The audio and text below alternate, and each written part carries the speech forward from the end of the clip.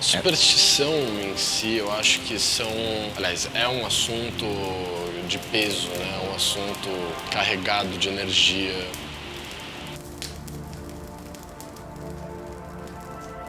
O queimar disso quer dizer um pouco, acho que deixar um pouco essa coisa de que a nossa vida está sendo regida por atos mínimos ou coisas que vão afetar na nossa sorte. Eu acho que a gente não tem que pensar assim.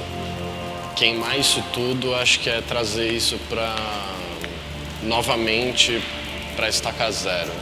Limpar isso, limpar a nossa história aí, acho.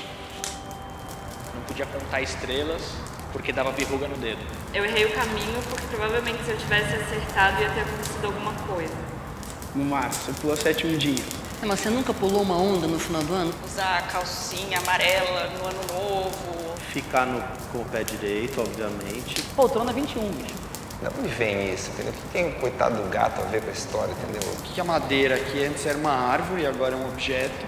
Sal grosso, de tirar o mal olhado. Se aquele grão caísse, significava que aquela pessoa não era uma pessoa boa para estar em casa.